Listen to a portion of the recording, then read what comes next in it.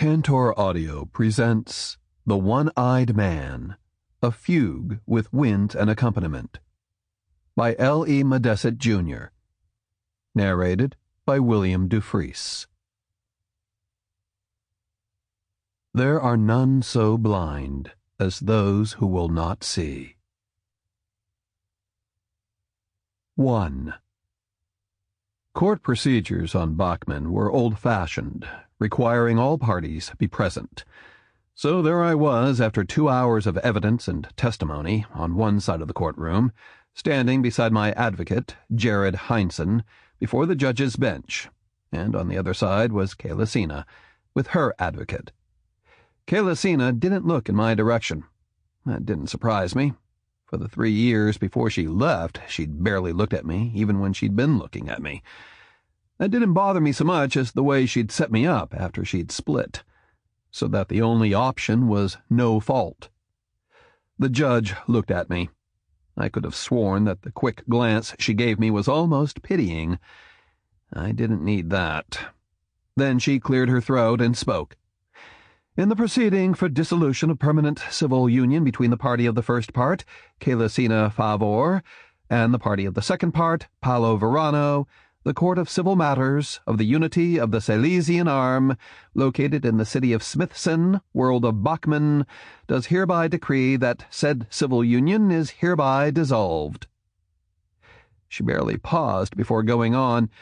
In the matter of property allocation, the net worth of the assets of both parties has been assessed at $5.8 million. The settlement to the party of the first part, Ceylesian Favor, is $4.1 million, of which $3 million has been placed in an irrevocable trust for the daughter of the union, Leza Favor, said trust to be administered by the Bank of Smithson until Leza Favor reaches legal, civil, and political maturity. At least Ceylesian can't easily get her hands on that. Civil penalties for breach of union are $1.5 million to be split between you, as mandated under the laws of the Unity. The remainder of all assets is allocated to the party of the second part, Paulo Verano. The court will revisit the situation of both partners in 1 year and reserves the right to make further adjustments in asset placement. That is all. All? I looked at Jared. He shook his head and murmured, "They let you keep the conapt." "And $200,000. But she left me." "No fault," he reminded me. $3 million for Leza, when she hadn't spoken to me in 2 years, when she had only a year left at the university, when her boyfriend's father was the one for whom Ceylesian had left me.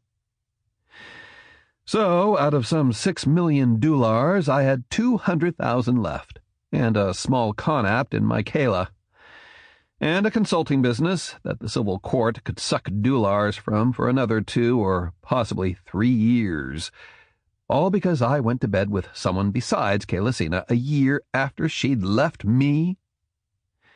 Jared must have been reading my mind, or face, because as we turned to leave the courtroom, he said quietly, "Equal no fault doesn't weigh things." I know that. I do have a problem with most of my assets going to an ungrateful daughter who won't speak to me, even after I've paid all the bills for years. That's Unity policy. Permanent civil unions are supposed to protect the children. If the civil union is dissolved, the court allocates enough assets to ensure that the child or children are adequately protected and able to continue in roughly the same lifestyle as before the dissolution. Which punishes me for making sure she was educated and raised with all advantages, I pointed out. It doesn't punish Ceylesian. It can't. Her design firm went bankrupt. I had my doubts about the honesty of that bankruptcy, but Jared would just have told me what I already knew. There wasn't a thing I could do about it. 2. Spring was the garden of my sky, thought one, where there we loved in joy and saw no sun. Daisies are the perkiest flowers, don't you think? Ilsabet looked to the wall and to Alsabet, framed in the wall screen. Petals of sun and light, centers of ink. If they don't get caught in the wind, replied Alcibet, then they're just scattered petals. The sky tubes let them be, as any can see. Alcibet was silent, as if waiting for a prompt. I know, Ilcibet finally declared. Because it's so. How do you know? I just do, but I won't tell you. You'd tell them now, but you don't know how. With that, Ilcibet's hand came down in a cutting motion, and the wall screen blanked. After a moment, she smiled. I know you're still there, but it makes me feel things are fair. Her voice changed slightly. I'm going outside. Matron says I can go and bide. I wish there were a storm today, but they've all gone away. So the door will open for me. It only closes when I want to see. I learned to know that about doors a long time ago. Her grayed braids swung girlishly behind her as she danced out through the door that had irised open at her approach. Once outside, her wide gray eyes lifted to behold the twisted purple tubes that festooned the sky to the south. Far to the south. Too far. 3. For the next few days, I didn't do much of anything, except wind up the handful of contracts I had and step up my exercise.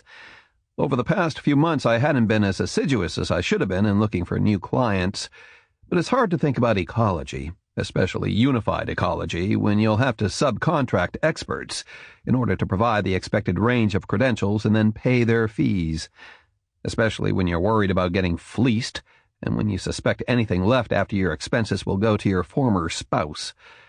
I hadn't even considered that so much would go to Leza. Needless to say, she'd never contacted me, either by comm or link, or even by an old-fashioned written note. The netlink chimed, and I frowned. I thought I'd turned off the sonics. Still, after a moment I called out, "Display." The system showed the message. Simple enough. It just said, "After everything, you might look into this." The name at the bottom was that of Jared. What he suggested I look into was a consulting contract proposal offered by the Unity's Systems Survey Service. I read the proposal twice. It looked like the standard wide-spectrum ecologic overview contract, but there were two aspects that were anything but standard. One was the specification that the survey had to be done by a principal or a principal and direct employees. No subcontracting, essentially. The second odd aspect was that the contract amount ranges were staggering for a survey contract. Together, that meant the survey had to be not only off-planet, but most likely out-system. Very out-system. Out-system meant elapsed relative travel time. And that might not be all bad. I thought about dithering, but I didn't. Instead, I sent a reply with credentials and vita. I had a response in less than a standard hour, offering an appointment in person later in the day, or one on 2-day of the next week, or 3-day of the following week. The in-person requirement for an initial interview was definitely unusual. Since I wasn't doing anything but stewing in my own juices, and since the interview was in the Smithson Unity Center, less than half a stan away by tube, I opted for the afternoon interview. Then I had to hurry to get cleaned up and on my way. I actually arrived at the Unity Center with enough time to spare and was promptly handed a directional wand to lead me to my destination, and told that any significant deviation could result in my being stunned and removed from the center. I followed the wand dutifully and found myself in a small windowless anteroom with 3 vacant chairs and an empty console. Before I could sit down, the door to the right of the console opened and an angular figure in the green and gray of the Ministry of Environment stood there. Since he wore a belt stunner, I doubted he was going to be the one interviewing me. At least I hoped not. "Dr. Verano?" "The same. If you'd come this way, please." The ministry guard guided me down a corridor to a corner office, one with windows and a small desk, behind which sat a man wearing a dark gray jacket and a formal pleated shirt, rather than the gray-blue single suits of the system's survey service, indicating he was either a classified specialist or a political appointee. That and the facts that there was no console in the office and that a small, gray-domed link blocker sat on the polished surface of the desk suggested the proposal to which I had responded was anything but ordinary. He gestured to the pair of chairs in front of the desk and offered an honest, warm smile, but all good politicians or covert types master that early on, or they don't remain in their positions one way or the other. We were very pleased that you showed an interest in the survey proposal, Dr. Verano. Your credentials are just what we're looking for, and you have a spotless professional reputation, and the doctorate with honors from Reagan is most useful. I wondered about the inclusion of the word professional. Was he one of the deniers, the right-wingers of the Values Party? Or was he just being careful because the second speaker was a denier, and the SOMOD majority was nano-thin? I'm glad that you found them so. I am curious, though, why were you so quick to reply? I had to ask. Most proposals from the Unity government took months before they were resolved, even, I suspected, unusual ones. Ah, yes, that. There's a matter of timing. Outsystem transport timing? Precisely. The system in question has but one scheduled direct ley liner a year, and it departs in 3 weeks. And sending a special ship would raise questions and costs that no one wishes to entertain. Can you tell me more about the survey I'm to conduct? It's a follow-up to gather information to determine whether the ecological situation on the planet requires continuation of the system's survey service presence, or whether that presence should be expanded or reduced, or possibly eliminated. Given that we're talking one ley liner a year, this has to be a system at the end of the arm. That's a lot of real travel time. And you wonder why we even bother. The man who had not introduced himself, and likely would not, laughed. Because the planet is Stittara. That, unfortunately, made sense. I see you understand. Not completely. I did understand that the Unity Arm government didn't want to abandon Stittara, not given the anagathics that had been developed from Stittaran sources and what they had done in boosting resistance to the red flux. On the other hand, the costs of maintaining outposts were high, and there had always been the question of whether and to what degree the indigenous skytubes might be intelligent, or even sentient. The deniers, the anything-but-loyal opposition, and several minority parties questioned the need for far-flung outposts, while the Purity Party wanted all connections to alien systems severed, notwithstanding the fact that almost all systems were alien to some degree. Funding, skytubes, anagathic multis, threatening the uniqueness of Stittara, the threat of takeover from the Cloud Combine. Any of those could certainly be issues, but the contract only requires delivery of an updated ecological overview of conditions on Stittara. I managed not to laugh. Whatever report I made wouldn't even reach the government for over 150 years. What the unnamed functionary was telling me was that the Unity Arm government was under pressure and that they had to come up with a series of concrete actions to diffuse the larger issue raised by the opposition parties. We had thought you might find the contract fit in with your personal goals, he added. Had Jared told someone what had happened? It wasn't out of the range of possibilities, given that his aunt was a well-placed senior SOMOD delegate. I was getting the definite feeling that the SOMOD majority in the Assembly had barely held in the face of systems-wide concern that private entities might either be destroying something unique on Stittara, or, conversely, because of denier concerns that the government was wasting trillions of dollars in research subsidies and tax credits on research that either benefited the wealthy or was pointless. The contract certainly wouldn't be described that way, and there likely wouldn't be much media attention, but if I accepted the contract, I would become a small bit of SOMOD political insurance. among other steps of which I knew little, only that they had to exist, to allow the first speaker to claim, if and when necessary, that steps had been taken.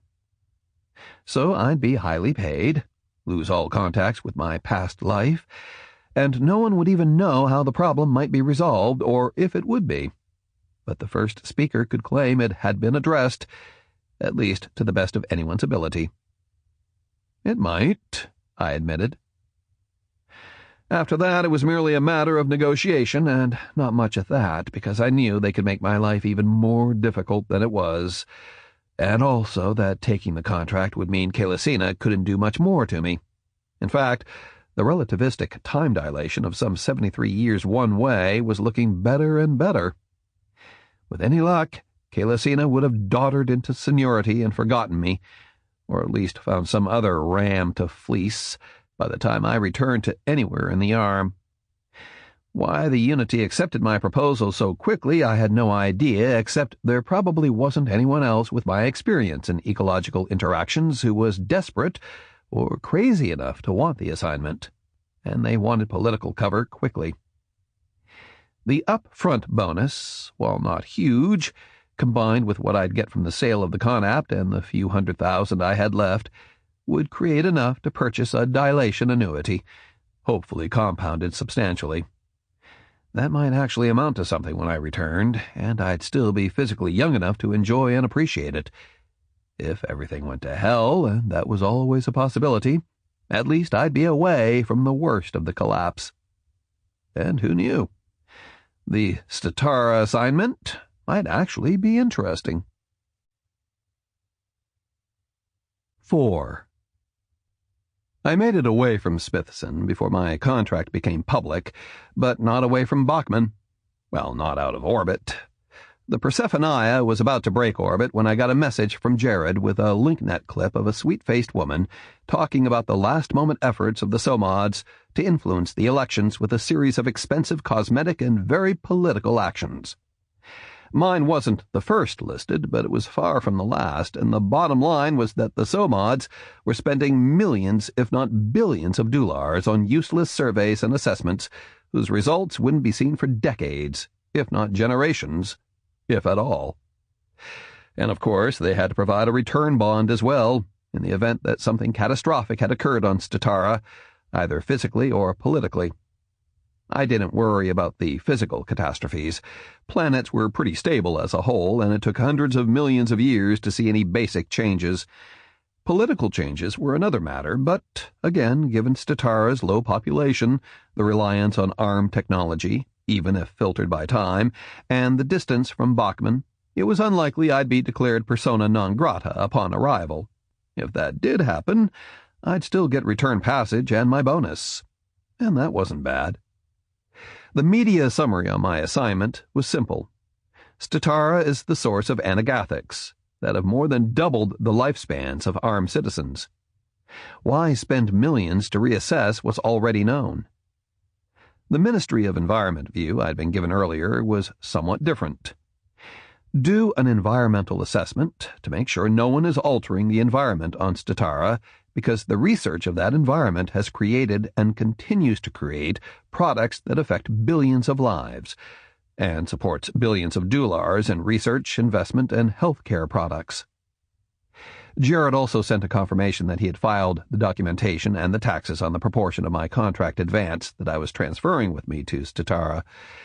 I'd learned from some of the old-timers that no matter where you thought you were going to go, it wasn't a good idea to go somewhere, especially somewhere multiples of light years away, without enough assets to last a while, or to give you the chance of a new start. I hardly planned on that, but it's always better to learn easily from others' experience than the hard way by making the same mistakes yourself. I sent back a query asking about anyone I should watch out for, and his response was, as usual, less helpful than it could have been. Not until you debark on Stittara. That meant he didn't know or wouldn't say, neither of which was useful. Or that nothing would happen on board the Persephonea, which I had already figured out. I sent him a simple thanks. I didn't expect a reply, but there was always a chance. In the meantime, I left my links open and went to explore the ley liner, or what of it was open to standard passengers, which equated to second-class passengers, all that the survey service was paying for. Personally, I could see that standard meant second class, and that was what I had expected, and the way in which I regarded all of us in standard accommodations. At least I didn't have to go under life suspension. That was true steerage, with the added risk of long-term complications, which was why the survey service could justify the cost of standard passage for a consultant. Besides the cubicle, termed a stateroom, there wasn't much to explore. An exercise room, too small to be called a gym, the salon with tables for snacks and talking and cards or other non-interactives, the dining room, and lastly the observation gallery, which I knew would be closed off once we entered translation space. At that moment, though, the gallery was where most of the passengers, all 20-odd of those of us in second class, were located. From there, through the wide armor-glass ports, Bachman hung in the sky like a huge sapphire globe smudged with clouds, poised against the sparkling sweep of the arm. I got there just in time to see the umbilical from the orbit station retract, Orbit Station 4 to be precise, the smallest of the 5. Several of the men standing at the back of the gallery looked slightly green. Ultra-low grav will do that to some people. At first, the Persephonea's movement was scarcely perceptible.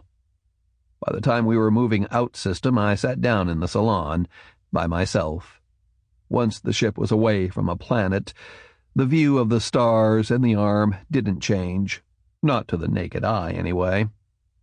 An attractive black-haired woman in a tailored shipsuit that showed off her figure just enough settled into the chair and table beside mine. She had to be older. Not that I or anyone else could tell by her appearance or her figure, but because her features were finely chiseled in the way that never happens with young women, and her dark eyes had seen at least some of life without shielding. "You've seen the arm from Outplanet before, haven't you?" she asked, in a way that really wasn't a question. "A few times. I'm Paulo Verano, by the way." That wasn't giving a thing away. "Amy Vanslow, what business takes you to Stittara?" "A consulting assignment. What about you?" "Family business. I'm the one the others can do without for now." She laughed humorlessly. "Besides, it's the only way I'll end up younger than my children, and I do want to see them after they've realized that they don't know everything they think they do." "And you're effectively single," I replied, smiling politely and adding, "and you don't play on my side." Her second laugh was far more genuine. "You have seen more than the arm. You obviously are widowed or dissolved." "Not single by choice?" I countered. She shook her head. "You're not a beauty boy, and you're obviously intelligent, and the only ones who would pay for you to travel to Stittara are the Arm government or one of 3 multis. They wouldn't send a permanent singleton. No loyalties." "Very perceptive. Do you want my analysis of you?" "No, you may keep it to yourself. My partner was killed in a freak accident 3 years ago. The children are all grown, but young enough to think they know everything. My ties lie in the family business." She shrugged. "I like intelligent conversation without complication. Unless I miss my guess, you'll do nicely." I smiled. "So will you." "I know." We both laughed. "What are you comfortable telling me about your business?" I asked. "Only that it's in biologics." "And it's very big," I suggested. "It's only a family business." She wasn't going to say. "And your expertise?" "Management and development. I'll talk about theory and what I've observed anywhere outside the biologics field. And you?" "Ecologic and environmental consulting. And I'll talk about anything except my current assignment." "Which has to be on Unity business." "Anything but my current assignment." If she could limit, so could I. And I should. She nodded. "What do you think about the physical posture of the Arm Assembly?" "Mass-wise and energy-deficient, so to speak."